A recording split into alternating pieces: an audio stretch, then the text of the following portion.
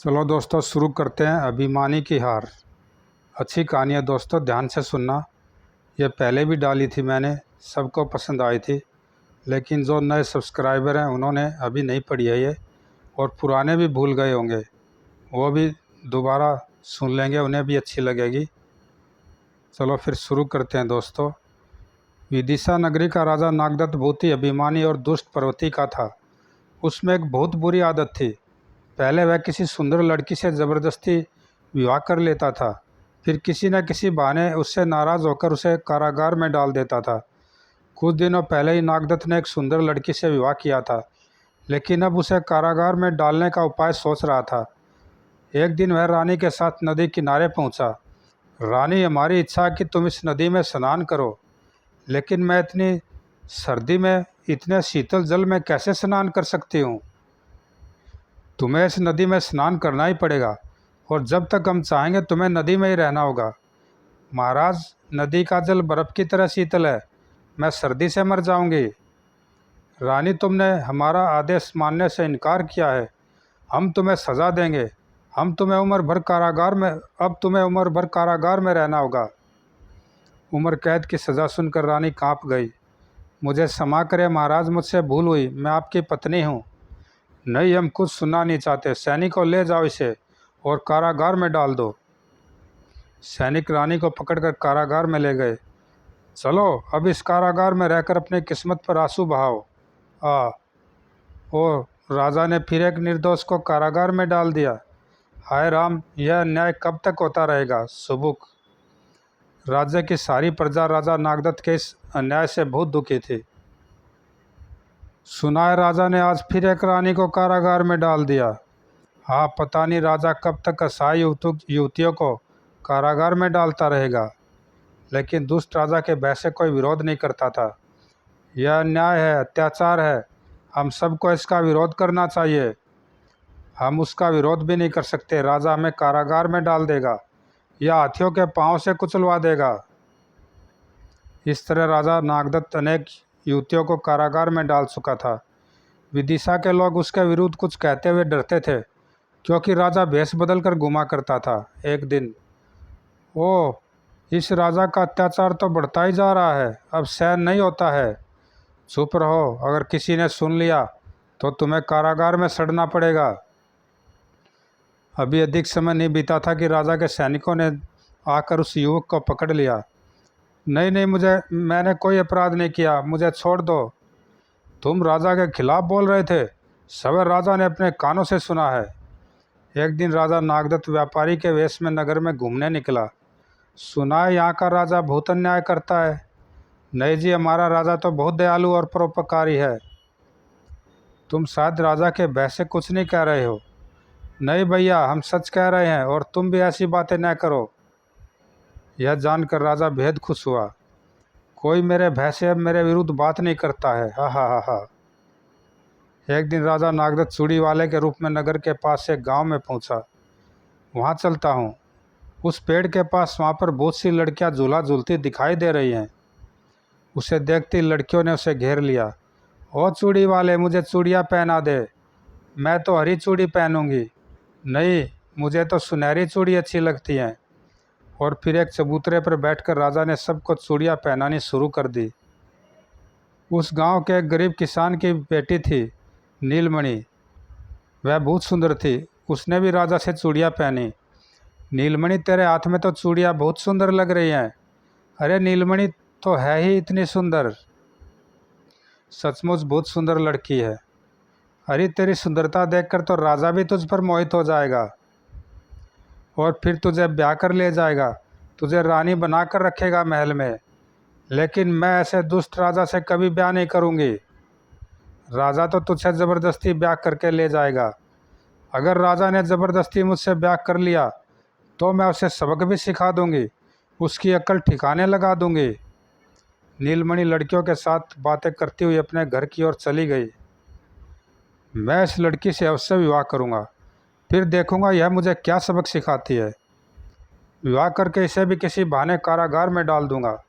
शायद अपने को बहुत चालाक समझती है, कारागार में सारी चालाकी निकल जाएगी। अगले दिन ही राजा नागदत्त ने नीलमणि को पकड़कर लाने का आदेश दिया। कुछ घुड़सवार सैनिक उस गांव में पहुंचे। गांव के लोग सैनिकों को देखकर हैरान हो रहे थे। पता नहीं यह सैनिक क्यों आए हैं। भैया, लगता है गांव में किसी पर कहर टूटने वाला है। पता नहीं यह बिजली किस पर गिरेगी। काका, मैंने सैनिकों को नीलमणि के घर की ओर जाते हुए देखा है। नीलमणि? सैनिकों ने रुककर एक बूढ़े से पूछा। नीलमणि का घर कौन सा है? वो सामने वाला। चलो उस घर पर चलो। और फिर सब उसके पीछे चल दिए। नीलमणि के घर पर पहुंचकर एक सैनिक ने दरवाज़ा खटखटाया। दरवाज़ा खोलो, खटखट। कुछ देर बाद नीलमणि की माँ ने दरवाज़ा खोला। नीलमणि कहाँ है? उसे जल्दी से बुलाओ। हे भगवान, रक्षा करना। हम कहते हैं जल्दी नीलमणि को बुलाओ। क्या बात है, यहाँ किस लिए आए हो? लड़की, तुम कौन हो? मैं नीलमणि हूँ। वो तो तुम हो नीलमणि। हम तुम्हें लेने आए हैं। महाराज ने तुम्हें बुलाया है। महाराज ने बुलाया है? लेकिन क्यों? वह तुमसे विवाह करके तुम्हें रानी बनाएंगे। नहीं, मैं राजा से ब्याह नहीं करूँगी। तुम्हें हमारे साथ चलना ही पड़ेगा, नहीं तो हम तुम्हें बलपूर्वक ले जाएंगे। नीलमणि का पिता रामलाल भी वहाँ आ गया था और गांव के कुछ स्त्री पुरुष भी एकत्रित हो गए थे। हाय मेरी बेटी, छोड़ दो मुझे, छोड़ दो। क्या बात है, ये सैनिक मेरी बेटी को क्यों ले जा रहे हैं? और फिर नीलमणि के विरोध करते करते भी सैनिक उसे उठाकर चल दिए।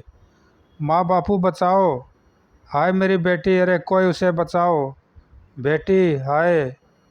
असहाय गांव वाले नीलमणि को सैनिकों के साथ जाते हुए देख रहे थे। पता नहीं बेचारी के भाग्य में क्या लिखा है।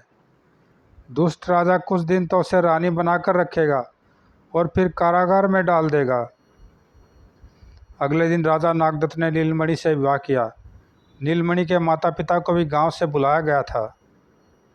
विवाह के बाद जब नीलमणि अपने माता पिता के पाँव छूने के लिए झुकी तो, माँ बापू, तुम मेरी बिल्कुल चिंता नहीं करना। बेटी, हमने तुझे एक पल के लिए भी अपने से अलग नहीं किया। बूहू। बापू, तुम माँ को समझाओ, मुझे मेरे भाग्य पर छोड़ दो। रोते बिलखते नीलमणि के माता पिता गांव लौट आए। कई दिन ऐसे ही बीत गए। नीलमणि रानी बनी हुई थी, लेकिन हर पल कुछ सोचकर उसका दिल भय से धड़क उठता था। क्या सोच रही हो नीलमणि? कुछ नहीं महाराज, मुझे अपना गांव याद आ रहा था। अब तुम सब कुछ भूल जाओ, अब तो तुम्हें यहीं रहना होगा। आप ठीक कहते हैं, ससुराल में आकर लड़की को मायके का सब कुछ भुला देना चाहिए। मैं भी भुलाने की कोशिश कर रही हूँ। ठीक है, हम भोजन के लिए जा रहे हैं, तुम भी हमारे साथ चल सकती हो। और दोनों कक्ष से बाहर की ओर चल दिए। कई दिन से राजा नागदत्त नीलमणि को कारागार में डालने की तरकीब सोच रहा था, लेकिन अभी उसे कोई तरकीब नहीं सूझ रही थी। अब मुझे जल्दी नीलमणि को किसी बहाने कारागार में डाल देना चाहिए। बहुत चालाक है, कोई गलती करके मुझे गुस्सा करने का अवसर ही नहीं दे रही। राजा किसी गहरी चिंता में खोया है, मुझे सतर्क रहना चाहिए। एक दिन राजा नागदत्त अपने दरबार से शाम को महल में लौटा तो, आप आ गए, मैं दासी को बुलवाकर जल मंगवाती हूँ।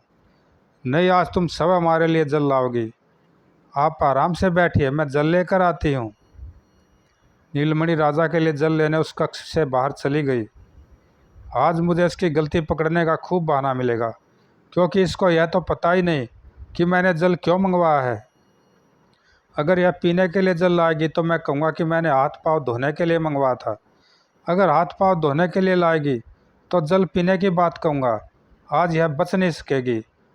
उधर नीलमणि सोच रही थी, राजा ने मुझे ही जल लाने को कहा है, अवश्य ही इसमें कोई रहस्य छिपा है। मुझे बुद्धि से काम करना होगा। जब नीलमणि जल लेकर राजा नागदत्त के पास पहुंची तो वह झटके से उठकर बोला, नीलमणि, हमने तुमसे पीने के लिए जल मंगाया था और तुम हाथ पाँव धोने के लिए इस बड़े पात्र में जल लेकर आई हो। महाराज, मेरी बात तो सुनिए। नहीं, हमें कुछ नहीं सुनना, तुमने गलती की है, अब तुम्हें कारागार की सज़ा भुगतनी होगी। महाराज, मैंने कोई गलती नहीं की, मैं आपके पीने के लिए ही जल लेने गई थी। लेकिन महाराज, जब कोई बाहर से चल कर आता है तो उसे पहले हाथ पाँव धोने के लिए जल दिया जाता है, उसके बाद पीने के लिए। आपके पीने के लिए दासी जल ला रही है, मैं उससे कहकर आई हूँ। तब तक आप हाथ पाँव धो लें, बिना हाथ पाँव धोए आप जल कैसे पी सकते हैं? तभी दासी जल लेकर राजा के पास पहुंच गए। ओह, आज तो अपनी बुद्धिमानी से बच गई, लेकिन अगली बार नहीं बचने दूंगा। तुम बहुत होशियार हो नीलमणि। एक दिन राजा नागदत्त नीलमणि के साथ विश्राम कक्ष में बैठा कुछ सोच रहा था।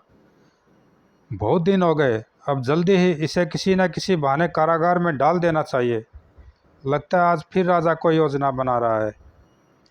अभी दोनों सोच में खोए हुए थे कि महाराज की जय हो, महाराज चंदन नगर के राजा ने अपना दूत भेजा है। महाराज चंदन सिंह ने हमारे लिए क्या संदेश भेजा है? महाराज, हमारे राजा ने अपने राज्य की वर्षगांठ पर आपको यह मिठाई भेजी है। अरे वाह, राजा ने हमारे लिए मिठाई भेजी है, फिर तो हम अभी खाएंगे। अभी राजा नागदत्त ने मिठाई खाने के लिए टुकड़ा उठाया था कि सटाक ओ, और तभी नीलमणि, तुमने हमारे मित्र राजा की मिठाई गिरा दी। हम तुम्हें इस गलती की सज़ा देंगे। नहीं, मैंने कोई गलती नहीं की है, बल्कि मुझे तो इस काम के लिए पुरस्कार मिलना चाहिए। अवश्य हम तुम्हें कारागार का पुरस्कार देंगे। सैनिक नीलमणि को बंदी बनाकर ले जाओ और कारागार में डाल दो। ठहरो, मुझे कारागार की सज़ा का आदेश देने से पहले इस मिठाई का परीक्षण तो करके देख लीजिए। परीक्षण? कैसा परीक्षण? नीलमणि, तुम हमें चालाकी से बहकाना चाहती हो, लेकिन इससे तुम कारागार में जाने से नहीं बच सकती। मुझे अपनी गलती पर हर सज़ा स्वीकार है, लेकिन एक बार यह मिठाई किसी कुत्ते बिल्ली को अवश्य खिलाकर देख ली जाए। लेकिन क्या? वो मुझे भाग निकलना चाहिए, नहीं तो राजा मुझे फांसी पर चढ़ा देगा। पहले इस दूत को बंदी बना लिया जाए और फिर किसी कुत्ते या बिल्ली को यह मिठाई खिलाई जाए। ठीक है सैनिक, पहले तुम इस दूत को पकड़ लो और फिर किसी कुत्ते या बिल्ली को ले आओ। राजा के आदेश पर सैनिक ने उस दूत को बंदी बना लिया। तभी दूसरा सैनिक एक बिल्ली को पकड़ लाया। सैनिक, बिल्ली को मिठाई के पास छोड़ दो, म्याऊं। सैनिक के छोड़ते बिल्ली मिठाई खाने लगी और कुछ देर बाद ही, अरे, बिल्ली तो मिठाई खाते खाते ही मर गई। क्या इसमें जहर था? हाँ महाराज, इसमें जहर मिला था। मुझे दूध के चेहरे से पहले ही संदेह हो गया था। वैसे भी किसी दूसरे द्वारा बाहर से लाई वस्तु को बिना परीक्षण के खाना कभी भी हानि पहुंचा सकता है। और नीलमणि ने मुझे मरने से बचा लिया, लेकिन खुद भी कारागार की सज़ा से बच गई। कोई बात नहीं, अगली बार इसे कारागार में डाल कर ही मानूंगा। नीलमणि, तुमने अच्छा काम किया है, हमें तुमसे ऐसी ही आशा थी। वैसे मेरी प्रशंसा कर रहे हैं, लेकिन मन ही मन मुझे कारागार न भेज पाने के कारण दुखी हो रहे होंगे। और कुछ दिन ऐसे ही बीत गए। राजा को अभी तक नीलमणि को सज़ा देने का कोई अवसर नहीं मिला था। तभी एक दिन, नीलमणि, आज हम शिकार पर जा रहे हैं, वहाँ से हम शाम तक लौट आएंगे। मैं आपकी प्रतीक्षा करूँगी, आप समय पर लौट आना। राजा नागदत्त कुछ सैनिकों के साथ शिकार पर चला गया। जंगल में शिकार के लिए जाना तो राजा नागदत्त का एक बहाना था। वह तो नीलमणि को फंसाने के लिए चाल चल रहा था। सैनिक, आज मौसम बहुत सुहावना है, आज हम कोई शिकार नहीं करेंगे। तुम महल में जाकर नीलमणि को ले आओ, बस आज हम खूब सैर करेंगे। जो आज्ञा महाराज। सैनिक नीलमणि को लेने चला गया तो एक पेड़ के नीचे बैठकर राजा सोचने लगा, आज नीलमणि मेरे जाल से बच नहीं सकेगी।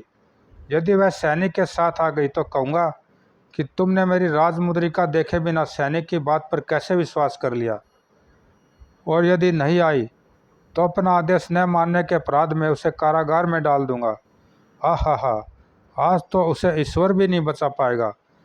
उधर तेजी से घोड़ा दौड़ाता हुआ वह सैनिक महल में पहुंच गया। कुछ देर में वह सैनिक नीलमणि के पास पहुंचा। महाराज ने संदेश भेजा है कि आज मौसम बहुत अच्छा है, इसलिए हम आज जंगल में सैर करेंगे। महाराज ने आपको बुलाया है। ओ, कहीं राजा ने कोई चाल तो नहीं चली है, लेकिन मुझे अब क्या करना चाहिए? फिर कुछ सोचकर नीलमणि ने कहा, सैनिक, तुम महाराज से जाकर कह दो कि मैंने तुम्हारे साथ आने से इनकार किया है, लेकिन महाराज क्रोध करेंगे, उन्होंने आपको बुलाया है। तुम्हें जो कहा गया है उसका पालन करो। अगर हमारी बात नहीं मानी तो हम तुम्हें सज़ा भी दे सकते हैं। यह मत भूलो कि हम विदिशा नगरी की रानी हैं। जी ठीक है, मैं वापस जा रहा हूँ। तभी सैनिक उस कक्ष से बाहर चला गया। और कुछ देर में सैनिक ने जंगल में पहुंचकर राजा को सूचित किया। महाराज, रानी ने जंगल में आने से इनकार किया है। क्या कहा? उसने हमारे आदेश को मानने से इनकार कर दिया है। हम उसे इस अपराध की सज़ा अवश्य देंगे। हम अभी महल के लिए प्रस्थान करेंगे। और तभी राजा ने महल की ओर प्रस्थान किया। महल में पहुंचते राजा सीधे नीलमणि के कक्ष में गया। नीलमणि, हमने तुम्हें जंगल में बुलाया था और तुमने वहां आने से इनकार करके हमारे आदेश को नहीं माना। आज तुम्हें इस अपराध की सज़ा अवश्य मिलेगी। महाराज, मैंने कोई अपराध नहीं किया और न ही आपके आदेश का कोई उल्लंघन किया है। नीलमणि, आज तुम्हारा कोई बहाना नहीं चलेगा। आज तुम्हें कारागार में जाना ही पड़ेगा। लेकिन महाराज, पहले आप मेरी बात तो सुन लीजिए। जल्दी कहो, तुम्हें क्या कहना है। महाराज, मैंने उस सैनिक के साथ जाने से इनकार करके आपको बहुत बड़ी मुसीबत से बचाया है। आपने उस सैनिक के साथ कोई लिखित संदेश या कोई निशानी नहीं भेजी थी, फिर मैं कैसे मान लेती कि उस सैनिक को आपने ही भेजा है। और फिर वह सैनिक चंदनगढ़ के शत्रु राजा का गुप्तचर भी तो हो सकता था। अगर वह गुप्तचर मुझे धोखे से ले जाता तो आपका कितना अधिक अपमान होता। ओह, यह फिर बच गई, लेकिन मैं आज इसे कारागार में भेज कर ही रहूँगा। अब मैं इसे एक पल के लिए भी सहन नहीं कर सकता। कुछ सोचकर राजा ने कहा, नीलमणि, तुम अधिक बातें बनाकर अपने को बुद्धिमान दिखाने की कोशिश करती हो। इस चालाकी के लिए हम तुम्हें कारावास की सज़ा देते हैं। ठहरो महाराज, आप किसी असहाय को तो ज़बरदस्ती रानी बनाकर बड़ी आसानी से कारागार में डाल देते हो, लेकिन आप चंपानगर की राजकुमारी को अपनी रानी बनाकर दिखाए तो आपकी बहादुरी का पता चले। नीलमणि, हमें क्रोध न दिलाओ, हम किसी से भी विवाह कर सकते हैं। तो ठीक है, आप चंपानगर की राजकुमारी को रानी बनाकर ले आओ। अगर आप उसे रानी बनाकर नहीं लाए तो फिर आपको किसी लड़की को कारागार में डालने का अधिकार नहीं रहेगा। ठीक है, हम कल ही चंपानगर के लिए प्रस्थान करेंगे, लेकिन राजकुमारी को साथ लेकर लौटते ही हम तुम्हें कारागार में डाल देंगे। और अगले दिन राजा घोड़े पर बैठकर चंपानगर की ओर चल दिया। कई दिन की यात्रा करके आखिर राजा नागदत्त चंपानगर में पहुंच ही गया। यह नगर तो बहुत सुंदर है, यहाँ की राजकुमारी भी सुंदर होगी। सुंदर लोग ही अच्छा नगर और अच्छी वस्तुएं बनाते हैं। चंपानगर की राजकुमारी चंपा ने एक घोषणा करा रखी थी, जो कोई व्यक्ति इस कुएं से पूरे नगर के लोगों को जल पिलाएगा, राजकुमारी चंपा उसी व्यक्ति के साथ विवाह करेगी। राजा चंपानगर। अरे, फिर तो राजकुमारी से विवाह करना बहुत आसान है। यह काम तो मैं बाएं हाथ से पूरा कर लूँगा। और फिर तेजी से घोड़ा दौड़ाता राजा नागदत्त महल के दरवाजे पर पहुंचा। मैं विदिशा का राजा नागदत्त हूँ। राजकुमारी की शर्त पूरी करने के लिए मैं उससे मिलना चाहता हूँ। आप मेरे साथ राजकुमारी के पास चल सकते हैं। शीघ्र ही वह सैनिक राजा नागदत्त को राजकुमारी चंपा के पास ले गया। राजकुमारी जी, यह विदिशा के राजा नागदत्त आपकी शर्त पूरी करना चाहते हैं। राजा, एक बार फिर सोच लो। अगर शर्त पूरी नहीं हुई तो तुम्हें बंदी बना लिया जाएगा। पहले भी बहुत से राजा और राजकुमार बंदी बनाए जा चुके हैं, लेकिन मैं शर्त अवश्य पूरी करूंगा। आप विवाह के लिए तैयार रहे। सैनिक, तुम इन्हें अतिथि गृह में ले जाओ। यह कल सुबह से लोगों को जल पिलाना प्रारंभ करेंगे। सैनिक राजा को अतिथि गृह की ओर ले गया। अतिथि गृह। दूसरे दिन प्रातःकाल से राजा नागदत्त ने उस कुएं से नगरवासियों को जल पिलाना प्रारंभ कर दिया। और उस दिन सुबह से दोपहर हुई, फिर दोपहर से शाम, फिर भी जल पीने के लिए नगरवासियों की बहुत लंबी कतार लगी थी। लेकिन राजा नागदत्त बुरी तरह थक चुका था। वो अब तो मुझसे खड़ा भी नहीं हुआ जा रहा है और लोगों की भीड़ कम होती दिखाई नहीं देती है। हाय, अब मैं क्या करूं? जल्दी जल पिलाओ, हम भी जल पिएंगे। और जब राजा नागदत्त कुएं से जल निकालने के लिए उठा तो वह कुएं की मुंडेर पर ही गिर गया। उसके कदम लड़खड़ा गए। देखो, वह गिर पड़ा। अरे, कोई इसे उठाओ। ठहरो, राजा को कोई हाथ नहीं लगाएगा। हम इसे बंदी बनाकर राजकुमारी के पास ले जाएंगे। अब मुझे बंदी बनकर रहना होगा। हे भगवान, क्या सोचकर आया था और क्या हो गया। सैनिक राजा नागदत्त को पकड़कर राजकुमारी चंपा के पास ले गए। तुम अपनी शर्त हार गए, अब तुम्हें कारागार में रहना होगा। इन्हें ले जाकर कारागार में डाल दो। और फिर सैनिकों ने राजा नागदत्त को कारागार के एक कक्ष में बंद कर दिया। जब कुछ दिनों तक राजा नागदत्त वापस नहीं लौटा तो नीलमणि को बहुत चिंता हुई। उसने कुछ गुप्तचरों को उसकी खोज में भेजा। तुम्हें यह पता करना कि महाराज कहाँ पर है और कैसे हैं। इस काम के लिए मैं तुम्हें बहुत धन दूंगी। कुछ दिनों बाद गुप्तचरों ने लौटकर नीलमणि को बताया, रानी जी, महाराज को चंपानगर में बंदी बना लिया गया है। वह राजकुमारी से शर्त हार गए थे। ठीक है, तुम जाओ, लेकिन यह बात किसी को नहीं कहना। उस रात बहुत देर तक नीलमणि राजा को वहां से छुड़ा कर लाने के उपाय सोचती रही, लेकिन उसको कोई उपाय नहीं सूझा। कुएं से पूरे नगर के लोगों को जल पिलाना तो किसी एक व्यक्ति के लिए बहुत मुश्किल है, फिर राजा को वहां से कैसे छुड़ाया जाए। अगले दिन नीलमणि ने महामंत्री से विचार विमर्श किया। विचार विमर्श करके कहा, महामंत्री जी, मैं राजा को छुड़ाने के लिए जाऊंगी, मेरे पीछे आप इस सब राजकाज देखेंगे। और फिर नीलमणि राजकुमार का वेश बनाकर चंपानगर के लिए चल पड़ी। नीलमणि को अकेले एक घने जंगल से गुजरना पड़ा। वो बहुत घना जंगल है, यहाँ पर अवश्य ही भयंकर जानवर होंगे। हे भगवान, मैं उनसे कैसे बच पाऊंगी। लेकिन अभी वह घने जंगल में कुछ दूर ही चली थी कि तभी, अरे बाप रे, जंगली हाथी! इस हाथी से तो मैं तलवार से भी नहीं लड़ सकती। अभी नीलमणि सोच ही रही थी कि हाथी को अपनी ओर आते देख घोड़ा तेजी से भाग निकला। अरे अरे, रुको रुको! लेकिन घोड़ा लगाम खींचने पर भी नहीं रुका। वो पता नहीं यह मुझे कहाँ ले जाएगा। तभी उसे हाथी की चिंगाड़ सुनाई दी तो उसने पीछे मुड़कर देखा। चिंगाड़! अरे, यह जंगली हाथी तो पीछे ही दौड़ आ रहा है। आज तो इससे बचना संभव दिखाई नहीं देता। लेकिन अभी वह जंगली हाथी नीलमणि को कोई हानि पहुंचा पाता कि घोड़ा उसे एक सन्यासी की कुटिया की ओर तेजी से ले दौड़ा। वो शायद यह मुझे उस सन्यासी के पास ले जा रहा है। नीलमणि अभी सन्यासी की कुटिया के पास पहुंची थी कि अरे आप बचाओ! आखिर नीलमणि घोड़े से गिर पड़ी। तभी जंगली हाथी उसके पास पहुंच गया। आप बचाओ! जंगली हाथी ने नीलमणि को कुचलने के लिए अपना पांव उठाया ही था कि तभी, रुक जाओ ऐरावत, रुक जाओ! बचाओ बचाओ! चिंगाड़! सन्यासी के आदेश पर जंगली हाथी पीछे हट गया। उठो बेटी, अब ऐरावत तुम्हें कोई हानि नहीं पहुंचाएगा। इस जंगल के सभी जानवर मेरी बात मानते हैं। बाबा, आपने मुझे जंगली हाथी से बचा लिया बाबा। मैं आपका उपकार कभी नहीं भूलूंगी। हम सन्यासियों का जीवन ही परोपकार के लिए बना है। लेकिन यह बताओ बेटी, इस घने जंगल में अकेली तुम क्यों आई हो और तुमने यह पुरुषों के वस्त्र क्यों पहन रखे हैं। बाबा, मेरे इस जंगल से गुजरने की बहुत लंबी कहानी है। बाबा, मैं बहुत मुसीबत में फंस गई हूँ। अच्छा बेटी, कुटिया के पास बैठकर तुम्हारी कहानी सुनेंगे। सन्यासी के साथ नीलमणि उस कुटिया के पास जाकर बैठ गई और उसने सन्यासी को सारी कहानी सुनाई। बेटी, फिर भी तुम ऐसे अन्यायी राजा को कारागार से छुड़ाना चाहती हो जो तुम्हें बंदी बनाकर रखना चाहता है। बाबा, वह मेरे पति हैं। एक स्त्री अपने पति के संबंध में बुरा कैसे सोच सकती है।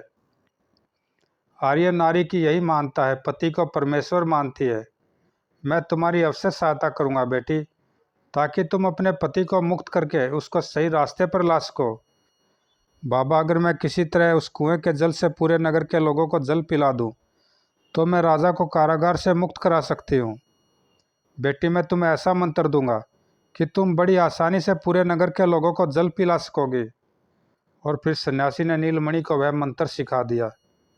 मंत्र सीखकर नीलमणि वहाँ से चलने को तैयार हुई थी कि तभी उसने अपने घोड़े को दौड़कर आते हुए देखा। बाबा देखो, मेरा घोड़ा भी जीवित वापस लौट आया है। बेटी, तुम्हारी सफलता के लक्षण दिखाई दे रहे हैं। कुछ देर बाद नीलमणि सन्यासी से विदा लेकर चंपानगर की ओर चल पड़ी। कई दिन की लंबी यात्रा करके नीलमणि चंपानगर में पहुंच गई। और जब नीलमणि ने महल के द्वार पर पहुंचकर पहरेदार को अपने आने का प्रयोजन बताया तो, आपसे पहले कितने राजा शर्त हारकर बंदी बन चुके हैं। इस शर्त को पूरा करना असंभव है। तुम मुझे राजकुमारी के पास ले चलो। उस पहरेदार के साथ नीलमणि राजकुमारी चंपा के पास पहुंची। राजकुमार, एक बार फिर सोच लो, कहीं ऐसा न हो कि तुम्हें आजीवन कारागार में सड़ना पड़े। राजकुमारी जी, अगर मैं शर्त जीत गया तो तुम्हें विवाह करने के साथ सभी लोगों को छोड़ना होगा। मुझे स्वीकार है। अगले दिन सुबह कुएं पर पहुंचकर नीलमणि ने मन ही मन मंत्र का उच्चारण किया और अगले क्षण कुएं से जल की धारा निकलकर कुएं की मुंडेर के पास रखे कलश में गिरने लगी। नीलमणि ने स्त्री, पुरुष और बच्चों की भीड़ को जल पिलाना प्रारंभ कर दिया। शाम होने से पहले नीलमणि सभी को कुएं से जल पिला चुकी थी। अरे, इस राजकुमार ने तो सूरज डूबने से पहले सबको जल पिला दिया। आज चलो इसे राजकुमारी के पास ले चलते हैं। राजकुमार, आप तो सर जीत गए। आप हमारे साथ राजकुमारी के पास चलिए। और जब सैनिकों ने राजकुमारी के कक्ष में पहुंचकर उसे यह सूचना दी तो, सच? राजकुमार, अपनी शर्त के अनुसार मैं आपसे विवाह करने के लिए तैयार हूँ और सभी बंदी लोगों को छोड़ देने की आज्ञा देती हूँ। राजकुमारी, हमारे वंश की परंपरा के अनुसार तुम्हें मेरी पगड़ी और तलवार के साथ फेरे लेने होंगे। इसमें मुझे कोई आपत्ति नहीं होगी। दूसरे दिन नीलमणि की पगड़ी और तलवार के साथ राजकुमारी का विवाह कर दिया गया। नीलमणि ने राजा नागदत्त को सेवक के रूप में अपने पास रख लिया। राजकुमार के भेष में होने के कारण नागदत्त नीलमणि को पहचान नहीं सका। नागदत्त, हमने तुम्हें कारागार से मुक्त कराया है, इसलिए अब तुम्हें हमारे साथ रहना होगा। जी, मुझे स्वीकार है। आपका यह उपकार कभी नहीं भूलूंगा। 2 दिन बाद नीलमणि चंपा के साथ विदिशा के लिए रवाना हुई। नागदत्त भी सेवक के रूप में उसके साथ चल रहा था। दिन भर की लंबी यात्रा करके वे सब जंगल में पहुंचे। नागदत्त, आज हम यहाँ पर ठहरेंगे। आगे की यात्रा सुबह प्रारंभ होगी। तुम हमारे ठहरने का प्रबंध करो। मैं अभी सब प्रबंध करता हूँ। थोड़ी देर में नागदत्त ने सैनिकों के साथ मिलकर तंबू लगवा दिए। उनके साथ आए रसोइये ने भोजन बनाने की तैयारियां शुरू की तो नीलमणि ने नागदत्त को बुलवाया। नागदत्त, यह कुल्हाड़ी ले जाओ और जल्दी से कुछ लकड़ियां काट लाओ और यह कुल्हाड़ी हमें ही वापस करना। जी अच्छा। और जब नागदत्त लकड़ियां काट कर लौटा तो, हम तुम्हारी प्रतीक्षा कर रहे थे नागदत्त। राजकुमारी की यह ओढ़नी जल्दी से धोकर साफ कर दो। नागदत्त उस ओढ़नी को धोकर लाया तो नीलमणि ने कहा, नागदत्त, पास के उस कुएं में हमारी एक लुटिया गिर गई है। तुम जल्दी से उसे निकाल दो। वह लुटिया हमें बहुत प्यारी है। कुछ देर में नागदत्त कुएं से उस लुटिया को निकाल लाया। सुबह सूरज निकलने से पहले उठकर नीलमणि ने एक सैनिक से कहा, सुनो सैनिक, हमें किसी आवश्यक काम से अभी जाना होगा। तुम सूरज निकलने पर सबको विदिशा ले आना। और यह कहकर नीलमणि घोड़े पर सवार हो तेजी से वहां से चल दी। उधर जब राजकुमारी चंपा और सैनिकों के साथ नागदत्त विदिशा नगरी पहुंचा तो, अरे, मैं तो अपने नगर में पहुंच गया। अब डर किस बात का? यहाँ का तो मैं राजा हूँ। इस राजकुमारी को भी मैं अपने साथ महल में ले जाऊंगा। यह सोचते राजा नागदत्त ने जोर से कहा, सुनो, मैं इस नगर का राजा नागदत्त हूँ। तुम सबको मेरा आदेश मानना पड़ेगा, नहीं तो मैं तुम सबको अपने सैनिकों से कैद करा कारागार में डलवा दूंगा। और फिर नागदत्त सबको अपने महल में ले गया। महल में पहुंचते राजा नागदत्त ने नीलमणि को अपने कक्ष में बुलवाया। आप आ गए महाराज, कई दिनों से मैं आपकी प्रतीक्षा कर रही थी। नीलमणि, हम चंपानगर की राजकुमारी चंपा को अपनी रानी बना कर ले आए हैं। अब तुम्हें शर्त के अनुसार कारागार में रहना होगा। लेकिन राजा की बातों से बेखबर नीलमणि चंपा के पास जाकर बोली, राजकुमारी चंपा तो सचमुच बहुत सुंदर है, लेकिन क्या सचमुच राजा आपने इसको शर्त में जीत कर रानी बनाया है? राजकुमारी चंपा तुम्हारे सामने बैठी है, फिर तुम ऐसे प्रश्न क्यों कर रही हो? यह तो मैं देख ही रही हूँ, लेकिन महाराज मुझे कोई ऐसा सबूत दो जिससे यह पता चले कि आप सचमुच राजकुमारी को शर्त में जीत कर लाए हैं। इसका क्या सबूत हो सकता है? लेकिन मेरे पास ऐसे सबूत हैं जिससे यह पता चलता है कि राजकुमारी का विवाह आपके साथ नहीं हुआ। तुम झूठ बोल रही हो। कारागार की सज़ा से बचने के लिए यह नाटक कर रही हो। मैं सच कह रही हूँ महाराज, आप सचमुच सबूत पाना चाहते हैं तो मैं उन्हें भी दिखा देती हूँ। इतना कहते नीलमणि ने ताली बजाई। तभी एक सैनिक एक थाली में राजकुमार की पगड़ी और तलवार लेकर वहाँ आया। महाराज, इस पगड़ी और तलवार को तो आप पहचानते ही होंगे। अभी राजा कुछ बोल पाता कि राजकुमारी चंपा ने झट से कहा, रानी जी, मेरा विवाह इस पगड़ी और तलवार के साथ ही हुआ है। नीलमणि, यह सब कहाँ से ले आई? नहीं नहीं, राजकुमारी झूठ बोल रही है। शायद आप कुछ और सबूत देखना चाहते हैं। तभी नीलमणि ने फिर से ताली बजाई और 3 दासियों ने प्रवेश किया। आगे बढ़कर नीलमणि ने थालियों पर ढके हुए कपड़ों को हटा दिया। कुल्हाड़ी, ओढ़नी, लुटिया, इन्हें देख लेने के बाद आप कोई अन्य सबूत नहीं देखना चाहेंगे। मैं तो बस यह चाहती हूँ कि आप झूठी शान और अभिमान छोड़कर अच्छे इंसान बन जाए। नीलमणि, मुझे क्षमा कर दो। आज तक मैं अपने झूठे अभिमान के कारण तुम्हें पहचान नहीं सका। मैं राजकुमारी चंपा को उसके पिता के पास भेज देता हूँ। नहीं महाराज, उसकी कोई ज़रूरत नहीं। मैंने आपकी पगड़ी और तलवार के साथ ही चंपा का विवाह कराया है। मैं इसे अपनी छोटी बहन की तरह प्यार से रखूँगी।